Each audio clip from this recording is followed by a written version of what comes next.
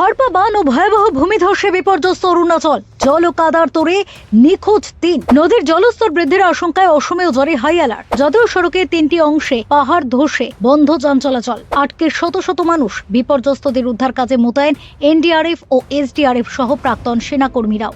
প্রকৃতির ভয়াল রূপের বিপর্যস্ত প্রতিবেশী রাজ্য অরুণাচল। প্রবল বৃষ্টি, ভয়াবহ ভূমিধস আর হরপা বানে ভাসল রাজ্যের বিস্তীর্ণ এলাকা। গোটা রাজ্য জুড়ে জারি হয়েছে হাই অ্যালার্ট।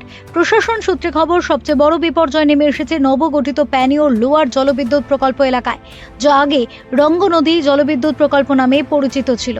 পুলিশ ও স্থানীয় বিপর্যয় মোকাবিলা দফতরের রিপোর্ট অনুযায়ী ইয়াজালি সার্কেলের পুষা এলাকায় নিপকো জলবিদ্যুৎ প্রকল্প কলোনিতে জল ও কাদার স্রোত আছড়ে পড়ায় মুহূর্তের মধ্যে বেশ কিছু ঘরবাড়ি ধুয়ে মুছে সাফ হয়ে যায়। আর সেই কাদার তোড়ে নিখোঁজ ৩ জন বাসিন্দা। স্যাটেলাইট ও রাডার চিত্রে দেখা গিয়েছে সকাল ৬টা থেকে ৭:৩০টার মধ্যে হওয়া এই অতি ভারী বৃষ্টির কারণে নদীর উচ্চ অববাহিকায় হরপা বাঁধ দেখা দিয়েছে। পরিস্থিতি খতিয়ে দেখে বিপর্যয় মোকাবিলা বিভাগের সচিব দানি সুলু জানিয়েছেন, উদ্ধার কাজে গতি আনতে রাজ্য ও জাতীয় বিপর্যয় মোকাবিলা বাহিনী এসডিআরএফ ও এনডিআরএফ এর তরফে একাধিক টিম মোতায়েন করা হয়েছে। দুর্গম এলাকায় আটকে পড়াদের দ্রুত বের করে আনতে পুলিশ ও প্রশাসনের বিশেষ অনুরোধে মাঠে নেমেছেন প্রাক্তন সেনাকর্মীরাও।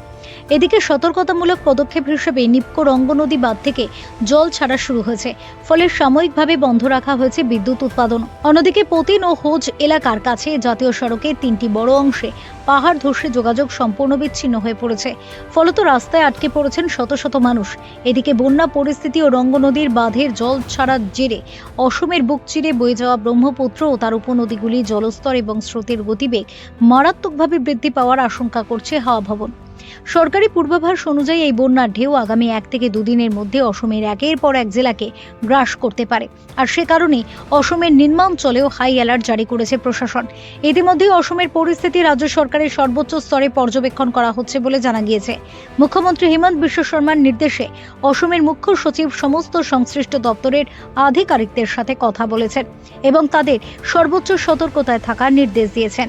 নদী তীরবর্তী এবং ঝুঁকিপূর্ণ জেলাগুলির প্রশাসনকে পরিস্থিতির ওপর 24 ঘন্টা কড়া নজর রাখতে বলা হয়েছে।